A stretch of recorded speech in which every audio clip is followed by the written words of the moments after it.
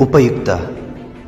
ಇದು ಕಲಿಕೆಯ ಸಾಗರ, ಕಲಿಯುವ ಮನಸ್ಸಿಗೆ ಆಧಾರ, ಕಲಿಯುತ್ತ ನಲಿಯುವ ತಾಯಿ ನುಡಿಯ ಎಂಬಂತೆ ಎಲ್ಲ ಕುಲಕೋಟಿ ಕನ್ನಡಿಗರ ಪಾದಾರವಿಂದಕ್ಕೆ ಶರಣಾಗಿ ಕನ್ನಡ ಭಾಷೆಯನ್ನು ಕಲಿಯುವ ವಿದ್ಯಾರ್ಥಿಗಳಿಗೆ ಹಾಗೂ ಶಿಕ್ಷಕರಿಗೆ ಉಪಯೋಗವಾಗಲೆಂದು ಸಿದ್ಧಪಡಿಸಿರುವ ಒಂದು ಮಾಧ್ಯಮವೇ ಈ ಉಪಯುಕ್ತ.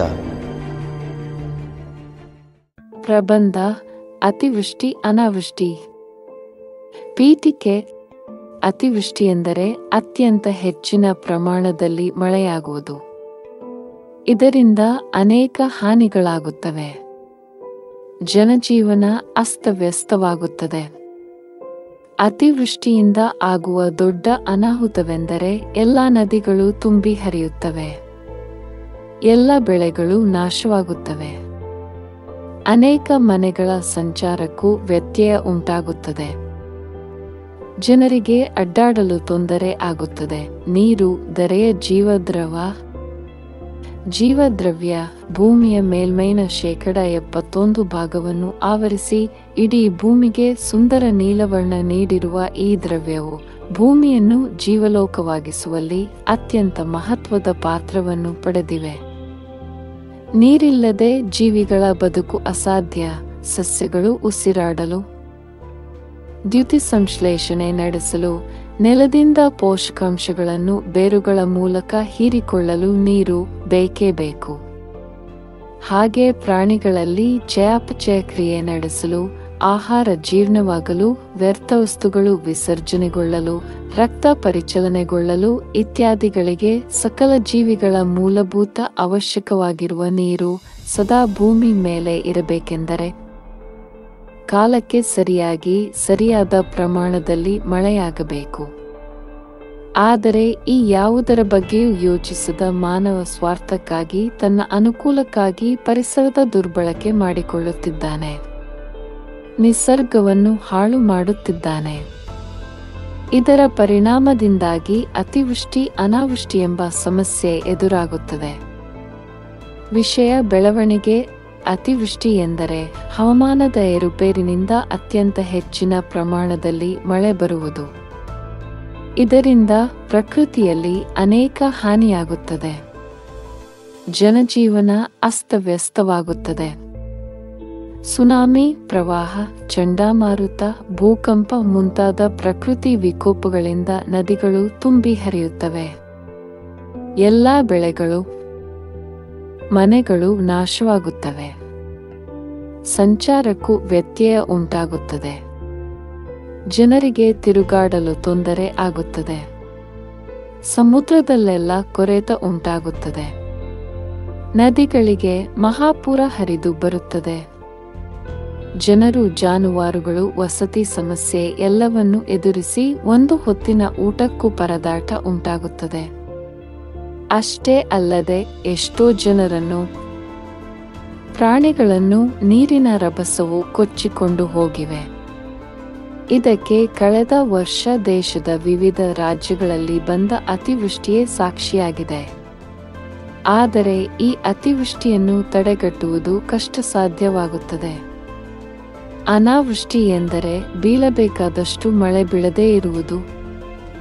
ಇದಕ್ಕೆ ಪ್ರಮುಖ ಕಾರಣ ಮಾನವ. ರೈತರ ಬರಡು ಭೂಮಿ, ರಿಯಲ್ ಎಸ್ಟೇಟ್ ಉದ್ಯಮದವರ ಕಣ್ಣು ಕುಕ್ಕುತ್ತಿದೆ. ರೈತರ ಹೊಲವು ಬತ್ತಿದ ಕೆರೆಯೋ ಅವರ ಕೈ ಸೇರುತ್ತಿದೆ. ಫ್ಲಾಟುಗಳು ತಲೆ ಎತ್ತುತ್ತಿವೆ. ಹೈಟೆಕ್ ಹೆಸರಿನಲ್ಲಿ ಎಲ್ಲವನ್ನೂ ಕಾಂಕ್ರೀಟ್ಮಯವಾಗಿಸುತ್ತಿದ್ದಾನೆ. ಇದರಿಂದ ಒಂದು ಹನಿ ನೀರಿಗಾಗಿಯೂ ಸಹ ಪರದಾಡುವಂತಹ ಸ್ಥಿತಿ ನಿರ್ಮಾಣವಾಗುತ್ತದೆ. ಪರಿಣಾಮವಾಗಿ ಇದರ ಮಾಲೀಕರು ಜೇಬು ತುಂಬಿದಂತೆಲ್ಲ ಭೂಮಿ ಬರಿದಾಗುತ್ತದೆ. ರೈತ ಬರನಾಗುತ್ತಾನೆ. ಹಿಂದೆಲ್ಲ ಅರಣ್ಯ ಪರಿಸರ ನಾಶಕ್ಕೆಲ್ಲ ಕಾರ್ಖಾನೆ, ಕೈಗಾರಿಕೆಗಳಿಗೆ ಕೈ ತೋರಿಸುತ್ತಿದ್ದರು. ಆದರೆ ಇಂದು ಅನಾವೃಷ್ಟಿ ಉಂಟಾಗಲು ರಿಯಲ್ ಎಸ್ಟೇಟ್ ಉದ್ಯಮದತ್ತಲೂ ಬೆಟ್ಟು ತೋರಿಸುವಂತಾಗಿದೆ. ಈ ಅನಾವೃಷ್ಟಿಗೆ ಇನ್ನೊಂದು ಪ್ರಮುಖ ಕಾರಣವೆಂದರೆ ಹೆಚ್ಚುತ್ತಿರುವ ಜನಸಂಖ್ಯೆ.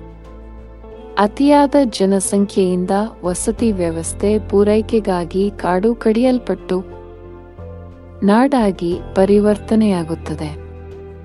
ಮನೆ, ಕಟ್ಟಡ, ರಸ್ತೆ ಅಗಲೀಕರಣಕ್ಕಾಗಿ ಅರಣ್ಯ ನಾಶವಾಗುತ್ತದೆ. ಕಾಡಿದ್ದ ಜಾಗದಲ್ಲಿ ಕಾಂಕ್ರೀಟ್ ಕಾಡು ನಿರ್ಮಾಣವಾಗುತ್ತಿದೆ. ಹಳ್ಳಿ ಜನರು ನಗರದತ್ತ ಮುಖ ಮಾಡುತ್ತಿರುವುದರ ಪರಿಣಾಮವಾಗಿ ನಗರವು ವಿಸ್ತಾರಗೊಂಡು ಹಳ್ಳಿಯತ್ತ ಮುಖ ಚಾಚುತ್ತಿದೆ. ನಗರೀಕರಣ, ರಸ್ತೆ ಅಗಲೀಕರಣ, ಕೈಗಾರೀಕರಣದಿಂದಾಗಿ ಪ್ಲಾನ್ ಸಂಸ್ಕೃತಿ ತಲೆ ಎತ್ತುತ್ತಿದೆ. ಈ ಎಲ್ಲದರ ಪರಿಣಾಮವಾಗಿ ಹವಾಮಾನದಲ್ಲಿ ಏರುಪೇರು ಉಂಟಾಗಿ ಪರಿಸರದ ಮೇಲೆ ಸವಾರಿ ಮಾಡಿದ ಮಾನವನ ಮೇಲೆ ಪ್ರಕೃತಿ ಪ್ರವಾಹಕ್ಕೆ ಮುಂದಾಗಿದೆ. ಎಂದೋ ಸುರಿಯಬೇಕಾದ ಮಳೆ ಇನ್ನೆಂದೋ ಸುರಿದು, ಎಲ್ಲೋ ಸುರಿಯಬೇಕಾದ ಮಳೆ ಇನ್ನೆಲ್ಲೋ ಸುರಿಯುತ್ತಿದೆ. ಇದು ಪ್ರಕೃತಿ ವಿಕೋಪದ ಫಲಶ್ರುತಿ. ಉಪಸಂಹಾರ: ಹವಾಮಾನ ವೈಪರೀತ್ಯ, ಜಲಕ್ಷಾಮಗಳಿಗೆ ಅರಣ್ಯ ನಾಶವೇ ಕಾರಣ. ವಿವಿಧ ರೀತಿಯ ಕಾರಣಗಳಿಂದಾಗಿ ಬಹುಪ್ರಮಾಣದಲ್ಲಿ ಅರಣ್ಯ ನಾಶವಾದಾಗ ವಾತಾವರಣದಲ್ಲಿ ಇಂಗಾಲದ ಡೈಆಕ್ಸೈಡ್ ಪ್ರಮಾಣ ಹೆಚ್ಚುತ್ತದೆ. ತಾಪಮಾನದಲ್ಲಿ ಏರಿಕೆಯಾಗುತ್ತದೆ. ಮಳೆ ಮಾರುತದಲ್ಲಿ ವ್ಯತ್ಯಯವಾಗುತ್ತದೆ. ಇತ್ತೀಚೆಗಿನ ದಿನಗಳಲ್ಲಿ ಎದುರಿಸುತ್ತಿರುವ ನೆರೆ ಹಾವಳಿಗಳು, ನೀರಿನ ಹಾಹಾಕಾರವಿರಲಿ, ಎಲ್ಲವೂ ಇದರ ಪರಿಣಾಮವೇ. ಇದಕ್ಕೆ ಸೂಕ್ತ ಪರಿಹಾರ ಅರಣ್ಯೀಕರಣ. ಆದ್ದರಿಂದ ನಾವೆಲ್ಲರೂ ಅರಣ್ಯೀಕರಣದತ್ತ ಮುಖ ಮಾಡೋಣ. ವನ ಮಹೋತ್ಸವ ಕಾರ್ಯಕ್ರಮಕ್ಕೆ ಹೆಚ್ಚು ಒತ್ತು ನೀಡೋಣ. ಈ ಕಾರ್ಯಕ್ರಮ ಕೇವಲ ವೇದಿಕೆಗೆ ಅಷ್ಟೇ ಸೀಮಿತವಾಗದೆ ನಮ್ಮ ಜೀವನದಲ್ಲಿಯೂ ರೂಢಿಸಿಕೊಳ್ಳೋಣ.